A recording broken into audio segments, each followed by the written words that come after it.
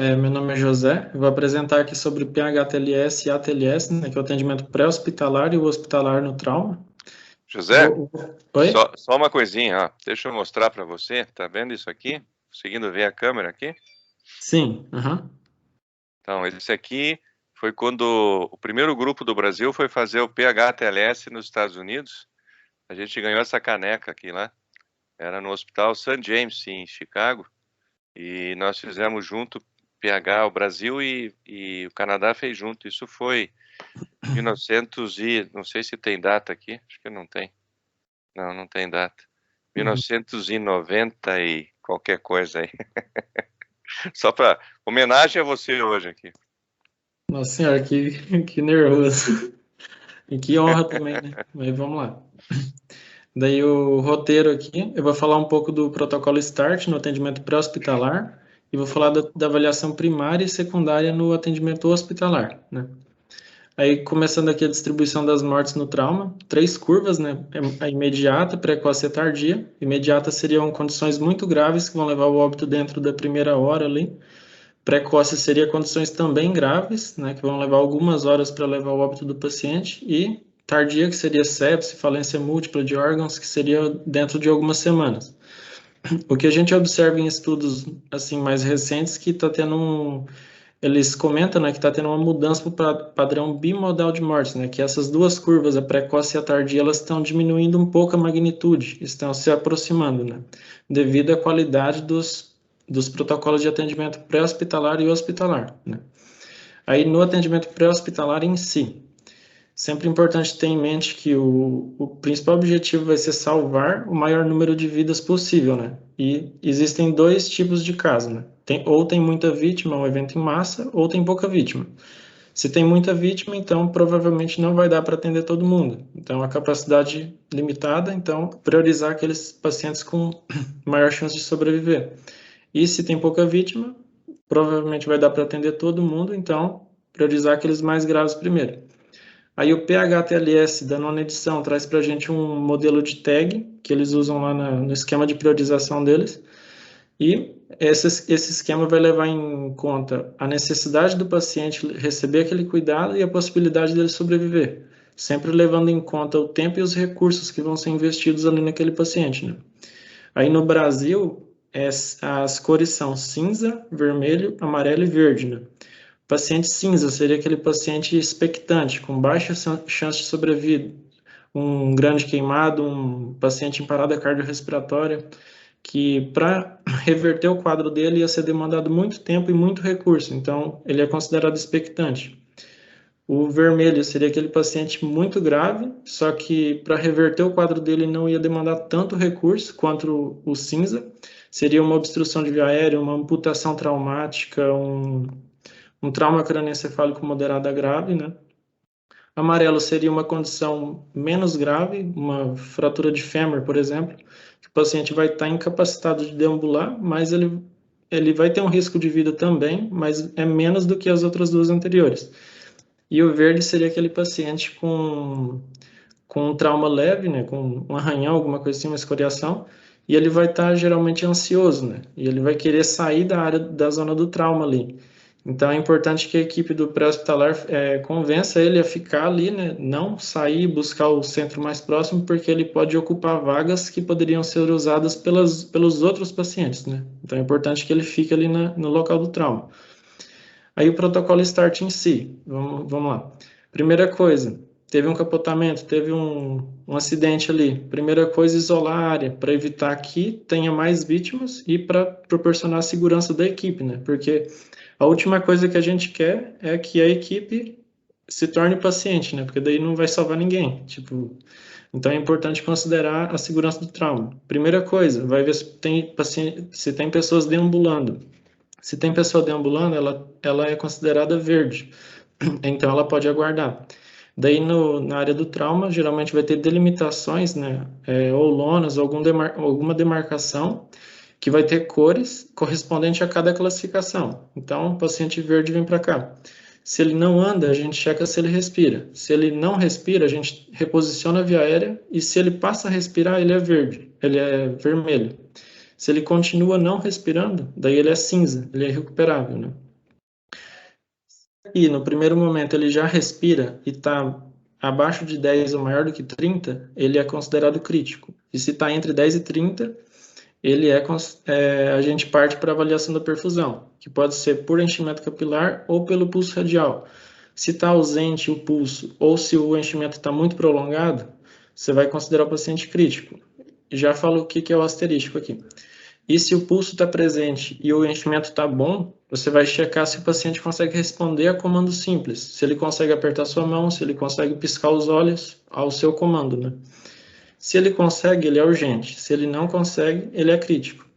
E aí o asterístico seria para que é sinal que está tendo uma má perfusão. Então, possivelmente o paciente perdeu sangue ou algum tipo de líquido. Então, é necessário checar se tem alguma hemorragia sanguinante e conter ela. Aí aqui só para ilustrar as zonas do trauma, né? A zona central, que vai ser aquela com maior perigo, né? Que só o socorrista vai entrar ali. E aqui nessa imagem, por exemplo, eu coloquei uma arma química que libera algum gás tóxico, assim, por exemplo. Mas existem diversas outras situações, pode ser uma bomba, um tiroteio, uma guerra, alguma coisa assim. E essa delimitação em zonas é importante para fazer uma melhor, para gerir melhor a cena ali, né? Daí o socorrista vai entrar aqui, vai fazer a triagem primária, né? Em 30, 60 segundos ali, ele faz aquela primeira parte do start, identifica os pacientes aqui e leva para cá. Aqui na zona fria vai ter essa área aqui que eu mostrei. E aqui vai ser feito o atendimento à parte secundária, que aqui geralmente, principalmente na parte vermelha aqui, vai ter médico, vai ter paramédico também, e eles vão checar, né, a classificação que foi feita pelo socorrista aqui, e eles vão talvez remanejar algum paciente ou verificar se está certo ou não. E a terciária seria uma classificação dentro da mesma classe, que nem aqui, entre os vermelhos aqui.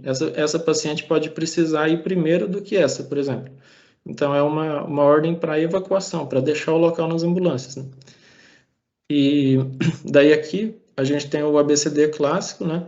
E antes dele vem o X. Aí a gente se pergunta por que tem o X? Por que a hemorragia grave e sanguinante tem que vir antes, né? Aí a gente se faz duas perguntas. O que mata mais rápido no trauma? E o que mata mais no trauma? Tipo, o que mata mais rápido é via aérea. O paciente ficou ali alguns segundos, alguns minutos sem via aérea perda, ele entra em óbito, né? E a hemorragia, ela pode matar ela pode matar nas três curvas. Ela pode ter uma morte imediata, precoce ou tardia. Tem paciente que morre daqui semanas, né, por causa de uma hemorragia que ele teve aqui, na ocasião do trauma aqui. E daí essa hemorragia ela pode ser superficial, uma lesão que vai ser autolimitada, pode ser venosa ou arterial. Tipo, se ela é venosa e ela comete grandes vasos, se ela é um sangramento mais prolongado, ela vai ser grave também, tanto quanto a arterial. Arterial geralmente é mais difícil de controlar, né? Aí o PH-TLS traz esse esqueminha aqui pra gente, que primeiro você tenta comprimir com a mão, né, com alguma compressão direta. Deu certo, vai para o hospital. Não deu, e é uma extremidade, usa o torniquete. É de preferência o mais distal possível, em locais que tem um osso só, né, para não ter nenhum tipo de lesão a mais ali. E aí, se for no tronco, fazer um agente hemostático e fazer compressão. E também tem outros dispositivos, né, para quadril, para outras articulações também. E aí, vai para o hospital, né. Aí eu queria comentar rapidamente aqui da transfusão volêmica no pré-hospitalar também. Idealmente, né, o cenário ideal seria conseguir voltar o pulso do paciente e elevar a pressão sistólica acima de 80. Mas nem todo paciente vai se beneficiar disso, né? Vai ter alguns pacientes que vão precisar fazer hipotensão permissiva, que é o que? Você manter o paciente com uma pressão arterial baixa para que ele não volte a sangrar, né? E daí, para isso, a gente pode adicionar cristalóide ou hemocomponentes. Aí aqui eu queria fazer um comentário também, um parênteses aqui, que no dia 17 do mês passado, assim, teve um evento do CRM com o Lucas Sertães, que é lá de Bragança, no estado de São Paulo. E ele estava comentando, né, na aula dele que diversos países, Canadá, Austrália, Inglaterra, Alemanha, eles usam um sistema de carregar sangue, né, hemocomponentes, dentro de caixas como essa aqui, que vão conservar o sangue em 5 graus Celsius por até 72 horas, né? E, tipo, tem índices muito bons com esse protocolo, né, de transportar o sangue na ambulância, no helicóptero.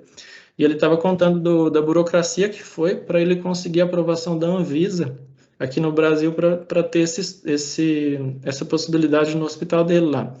E já está com não sei quantos meses já de andamento o estudo e não teve nenhum desperdício de sangue. Então, está sendo um sucesso, assim. E tinha um pessoal do CIAT, do SAMU, de Curitiba, de Maringá, de São Paulo. Eles estavam animados com esse estudo dele, que tipo, possivelmente pode ser uma realidade para outros centros também, né, daqui a um tempo. E daí, dando prosseguimento aqui, aí pode ser adicionado, né, ácido tranexâmico, cálcio e vitamina K, em alguns casos também. E quando que a gente vai fazer isso? O paciente está instável, está com índice de choque maior que 1, está com pressão de pulso reduzida, ou ele preenche 2 desses 4 critérios aqui embaixo, né?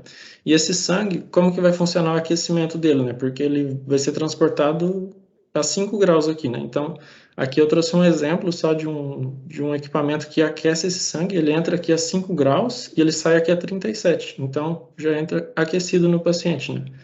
E não vai gerar tanta hemodiluição, como se fosse fazer um cristalóide, por exemplo, né? Daí, sobre a evacuação, já finalizando a parte de pré-hospitalar, né? Paciente classificação vermelha e amarela, preferencialmente com ambulância, vai sair do local. Os classificados como verde, se ele tiver algum parente, algum amigo que pode ali buscar ele, é o preferencial, né, assim. E orientar ele a buscar centros de menor complexidade, porque os mais próximos e mais especializados, assim, vão estar atendendo esses dois aqui, de preferência, né? E aqui, essa imagem aqui só para ilustrar o que seria hora de ouro e minutos de platina, né?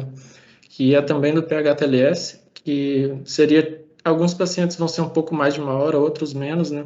Que seria o tempo de atendimento em relação ao prognóstico do paciente. Quanto mais rápido, tipo, na teoria dentro de 1 hora, né? Fazer o atendimento melhor para o paciente, tipo, em prognóstico. Aí aqui uma comparação de um centro de trauma, né? Que enquanto eles fazem o transporte, a equipe já está se preparando. E um hospital não um centro de trauma já faz isso em etapas separadas e acaba demorando muito mais, né? Isso vai ter impacto no prognóstico do paciente também. Daí o atendimento hospitalar em si, né? Como vocês podem ver aqui, tem a avaliação primária, que vai ser o ABCDE, avaliação secundária, né, que é a história ampla, o exame físico pormenorizado lá, e o tratamento definitivo. Como vocês podem ver, tem 2 caminhos para chegar no tratamento definitivo, então nem todo paciente vai fazer avaliação secundária, né? E outro conceito importante, sempre reavaliar, né? Aí você fez aqui, fez o A, fez o B, fez o C, fez o D. O paciente instabilizou, piorou, você volta no A de novo, faz tudo de novo. Aí chegou aqui, terminou, reavalia também, né? Aí chegando aqui você decide se vai para tratamento definitivo direto ou se vai passar pela avaliação secundária, né? Eu vou dar um exemplo de cada um, só para ilustrar, né? Deixa eu ver. Tô lá no hospital de interior, né? Ou de periferia, assim, que não tem muito recurso, só tá eu lá, ou qualquer um de vocês, seja. E aí chega lá um paciente com trauma maxilofacial grave, né? Por algum motivo ele conseguiu manter ventilação até a equipe pré-hospitalar chegar. Eles chegaram lá, fizeram uma viária provisória nele e trouxeram para o seu hospital, que era o mais próximo. E aí chegando lá ele está instável, está piorando, né? Você não pode pegar o paciente e mandar direto para tratamento definitivo, você vai ter que estabilizar ele um pouco, né? Então aí você vai lembrar lá das aulas de técnica operatória, das aulas de ATLS que você teve e vai fazer o ABCD. E enquanto você estiver fazendo o ABCD, você já vai contatar, né, algum hospital que tenha um otorrino, tenha um cirurgião plástico, tenha um neurocirurgião, para fazer o melhor atendimento desse paciente e solicitar a transferência dele. Aí, o quanto antes ele estabilizar, você já manda ele para lá, sabe?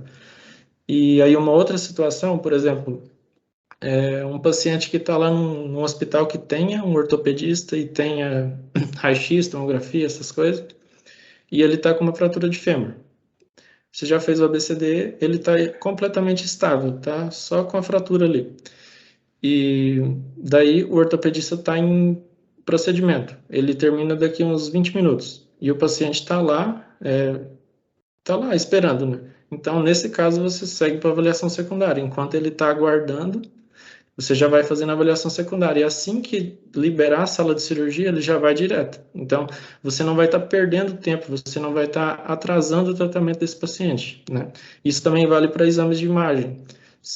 O tempo investido no exame de imagem e na avaliação secundária não podem prejudicar o prognóstico do paciente, né? E daí, a avaliação inicial em si, que seria o ABCDE, como que você faz rápido isso daqui?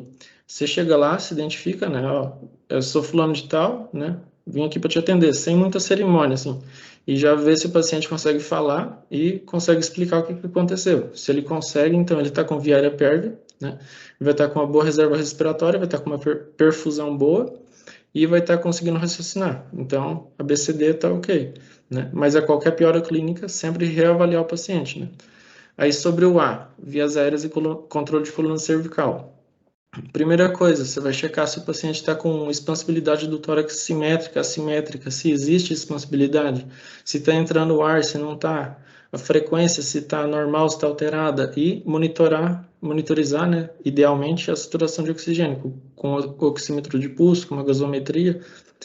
E aí o ATLS traz para a gente esse esqueminha aqui, que ele preconiza, né, que a gente pré-oxigenize todo paciente na admissão. Tipo, não é admissível, tipo, chegou um paciente lá com nível de consciência alterado, você não pode supor que aquele paciente está em uso de drogas ou está alcoolizado, sabe? Você tem que supor que aquele nível de consciência alterado é por causa de um choque, é por causa de uma hipoperfusão tecidual de O2. Então, por isso que tem que colocar oxigênio em todo o paciente, né? Esse oxigênio, se der, vai ser feito por máscara ambu-reservatório, né? Aí o paciente tem que ter via oral ou via nasal pérvia, né? Se tiver obstrução de via aérea, você pode tentar fazer ali elevação de mandíbula, hiperextensão da cabeça ou colocar algum dispositivo, né? O orotraqueal ou o nasotraqueal. Aí é importante tomar cuidado se o paciente tiver algum trauma fechado acima da clavícula ou então está envolvido em algum trauma de alta energia, condições que possam indicar que ele tem um trauma de coluna cervical, você não vai fazer hiperextensão de cabeça, você vai tomar o maior cuidado possível com a coluna cervical desse paciente, né? Aí esse paciente, é possível pré-oxigenar ele? Ele segue para cá. Se não é possível, você já vai tentar uma via aérea definitiva, que pode ser cirúrgica ou não, né? E aí, se é possível pré-oxigenar o paciente, daí você cai no mnemônico do Lemon, que seria esse daqui, que o ATLS também traz, que é para identificar uma via aérea difícil, que são características que você olha rapidamente, né? Por exemplo, barba, trauma facial, macroglossia, tem a regrinha do 332, que seria a distância entre os incisivos, entre o ocioide e o mento, entre o ocioide e a borda superior da cartilagem tireoide, né? E ali, malampate 3-4, edema de glote, colar cervical, ou seja, são várias condições que você olha rapidamente, né? E vão te indicar se o paciente tem uma via aérea difícil ou não. Se ele tem muitas dessas características, então vai ser uma via aérea difícil. Se você não for tão experiente, você pode considerar chamar outra pessoa que é mais experiente que você pode considerar fazer intubação com o paciente acordado, que aí, teoricamente, não vai ter relaxamento muscular, vai ser uma intubação mais fácil, né? Em teoria, por mais que seja mais desconfortável para o paciente, pode ter alguma broncoaspiração, alguma coisa assim. E também é possível considerar usar os dispositivos auxiliares, né? E aí, se for uma via aérea fácil, você pode fazer a intubação com droga ou sem droga, né? E aí, se falhar, aí você cai aqui também, né? E aí, com esses dispositivos auxiliares, que eu já vou mostrar, aí é possível obter uma via aérea definitiva, que pode ser cirúrgica ou não, né? Aí aqui eu trouxe alguns aqui, combitubo, tubo laríngeo, né? A máscara laríngea, e aqui uma intubação sendo feita pela máscara laríngea, como... Opa, voltei aqui. E aí, idealmente, né, monitorizar isso por oxímetro de pulso. E aí, a intubação em si, ela pode ser não cirúrgica, né, que seria pela via nasal ou pela via oral, e também cirúrgica, cricotireoidectomia cirúrgica e traqueostomia, né. Aqui eu coloquei a cricotireoidectomia por punção separada, porque ela é uma medida mais de resgate, né, provisória. E aí, idealmente, né, usar sempre equipamentos de proteção individual, luva, gorro, avental, óculos de proteção, máscara, fazer asepsia e antisepsia adequadas e Daí, seguindo aqui, rapidamente falar que a definição de viária definitiva, que seria um tubo que tem um balão insuflado na traqueia, e esse balão é conectado a um sistema de ventilação assistida, ventilação mecânica, né, com oxigênio a 100%. E aí tem várias indicações. Por exemplo, aqui a gente já comentou fratura maxilofacial grave, mas o paciente também pode ter se envolvido num incêndio, por exemplo. Aí ele vai ter uma lesão térmica, porque ele vai ficar respirando aquela fumaça quente ali, vai lesar a traqueia dele por dentro, né, o epitélio ali. O paciente também pode ter um trauma crânioencefálico, pode estar com Glasgow reduzido, e dentre outros aí. Aí depois vocês vão ter os slides, vocês podem dar uma olhada melhor. Aí a intubação orotraqueal em si, né, que seria aquela primeira conduta, se o paciente tiver condições de fazer ela. Aqui é sobre o equipamento em si, né, essas demarcações menores seriam para orientar o profissional, né, para saber o quanto já entrou lá.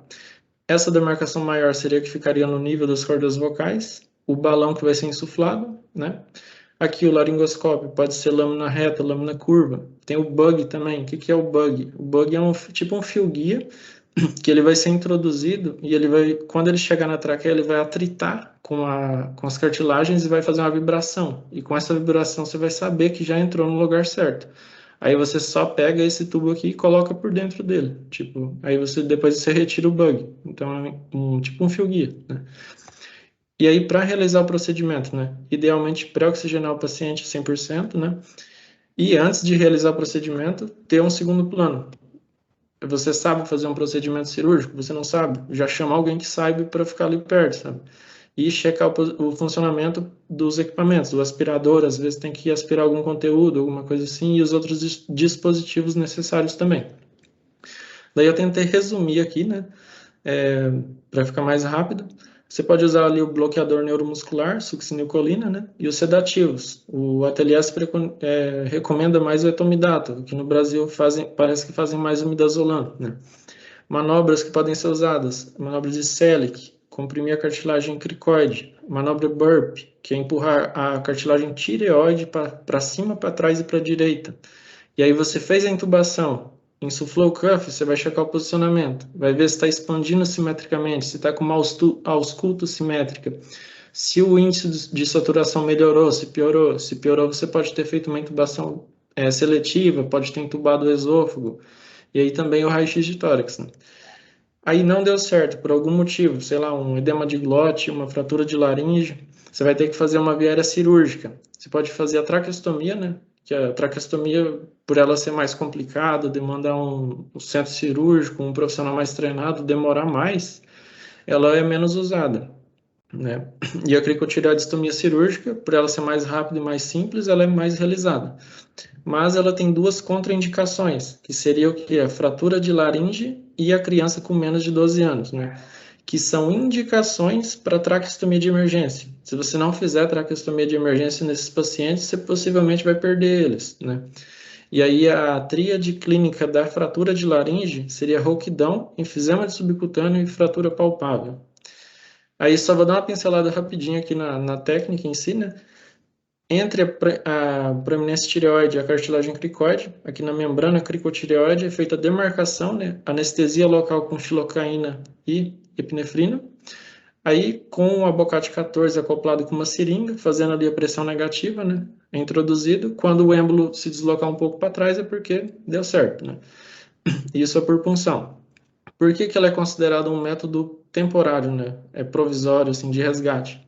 Porque ela não tem o balão insuflado, né? Ela só agulha aqui. E é necessário fazer um fluxo intermitente, que por mais que o fluxo seja elevado, de 12 a 15 litros por minuto, por você ter que respeitar aquela regrinha de 4:1, de 5:1, isso vai gerar hipercapnia, vai gerar acúmulo de CO2 dentro do pulmão do paciente. E isso, tipo, no máximo ali 30, 45 minutos. Depois disso já começa a ser mais prejudicial do que benéfico para o paciente, né?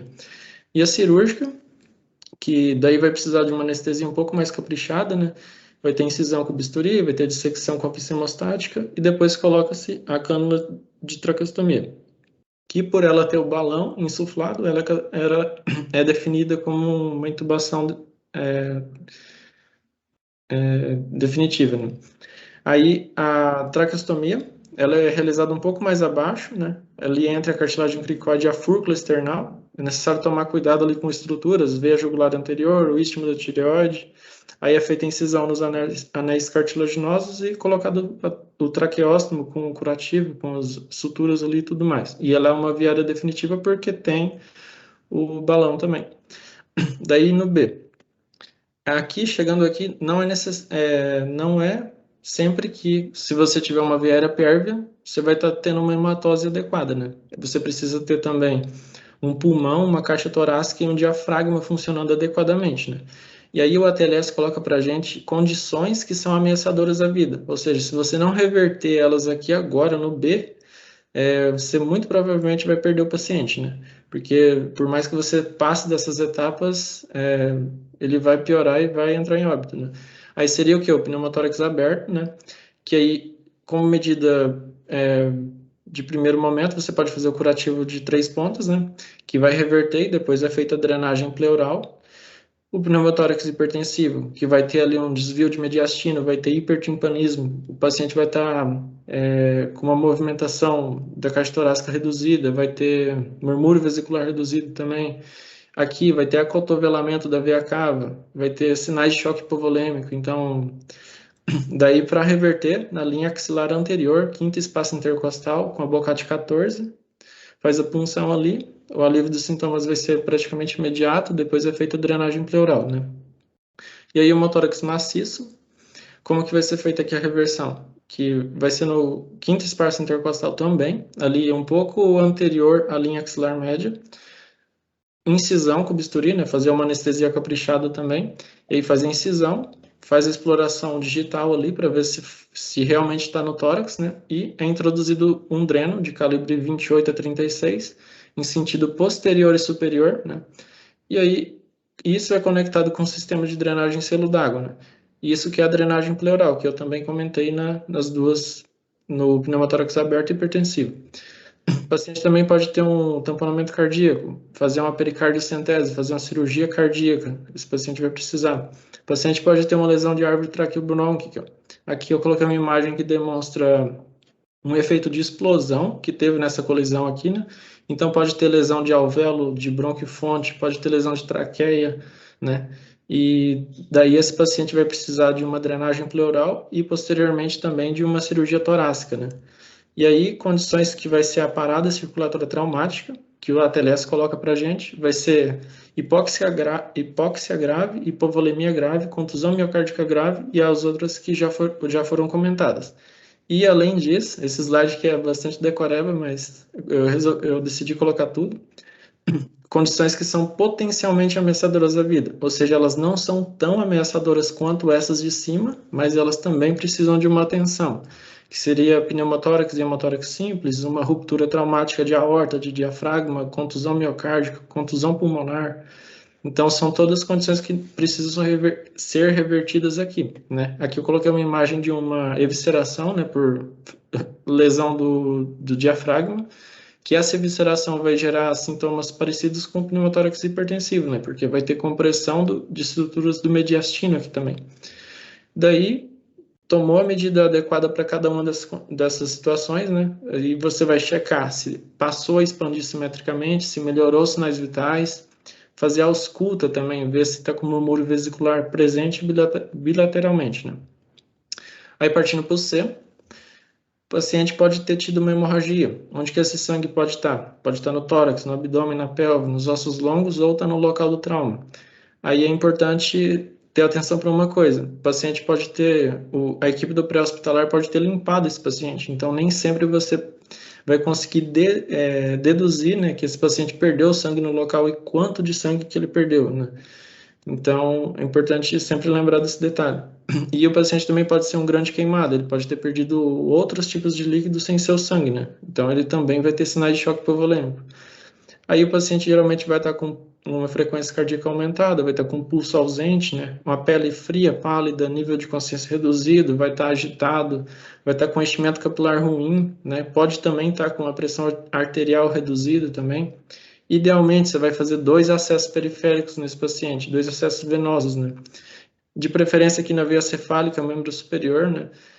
O mais distal possível, porque se você perder esse acesso distal, você pode fazer em pontos mais proximais do membro, né?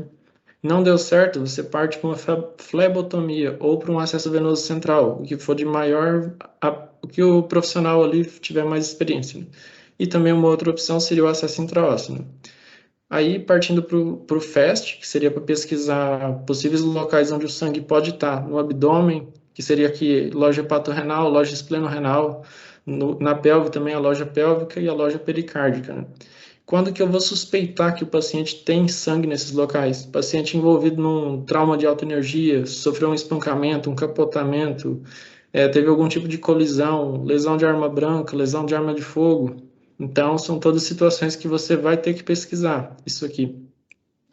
E esse exame não vai ser muito útil se o sangramento estiver no retroperitônio, né? Porque daí não vai conseguir identificar.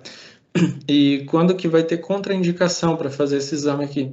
Que seria quando o paciente vai ter que fazer laparotomia. Então, se ele já vai ter que abrir o abdômen, não tem por que ele fazer ultrassom antes, né? E daí, seguindo aqui, só a tabelinha clássica lá dos graus, né? Grau 1, vou passar bem rapidamente, o grau 1 não tem praticamente nenhuma alteração, grau 2 já começa a reduzir pressão de pulso, já começa a aumentar a frequência cardíaca e respiratória, grau 3 já começa a reduzir pressão arterial, grau 4 já está tudo alterado, débito urinário já passa a ser praticamente insignificante, né? E o paciente já tem condição de entrar no protocolo de transfusão maciça.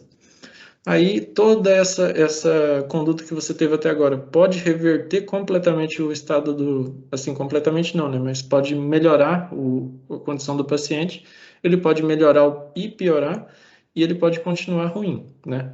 Se ele volta ao normal, então ele teoricamente pode fazer ali os exames com tranquilidade e muito provavelmente não vai precisar de sangue nem cristalóide.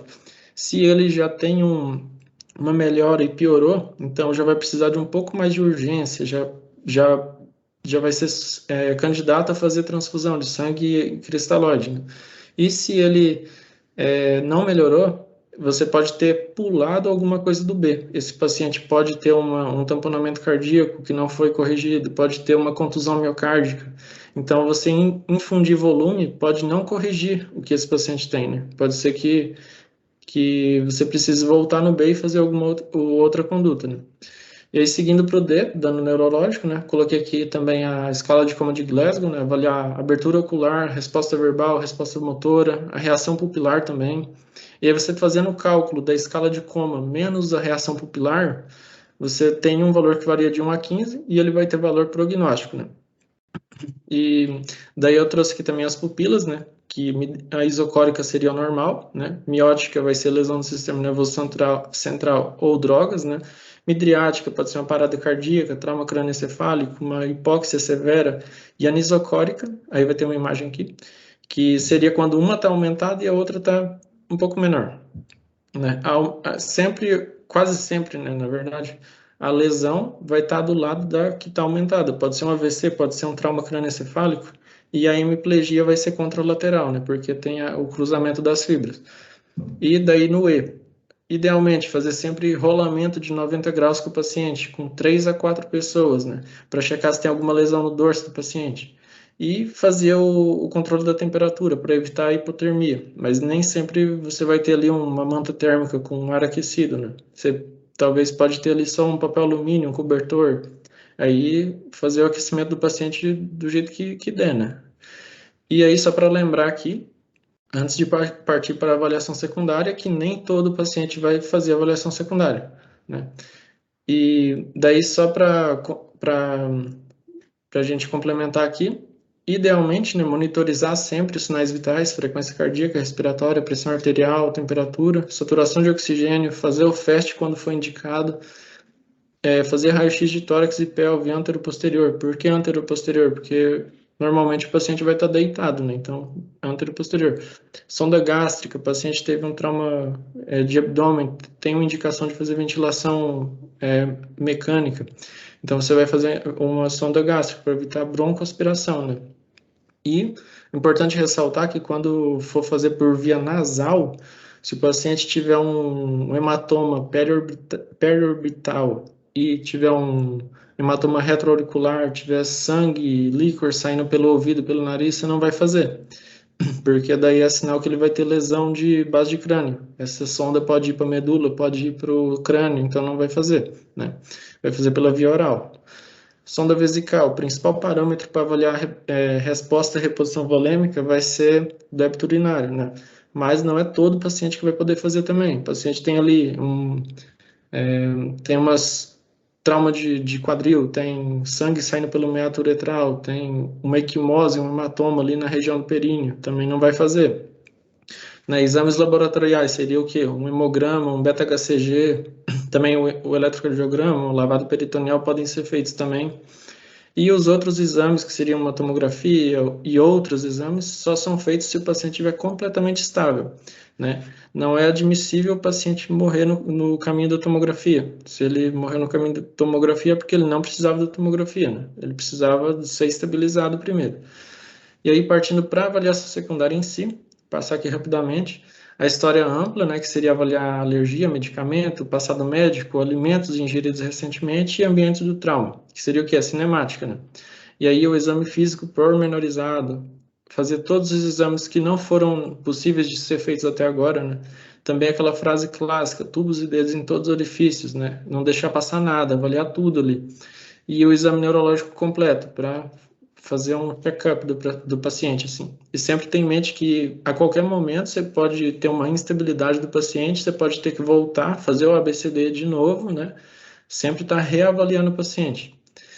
E aí, rapidinho, sobre a cinemática, né?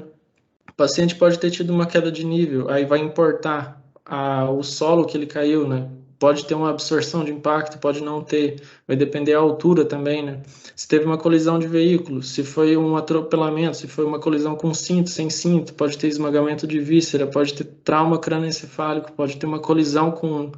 Vai ser várias situações, né? Vai importar praticamente muitos fatores vão ter que ser levados em conta aqui para saber o que é que esse paciente pode ter de lesão, né? Trauma penetrante.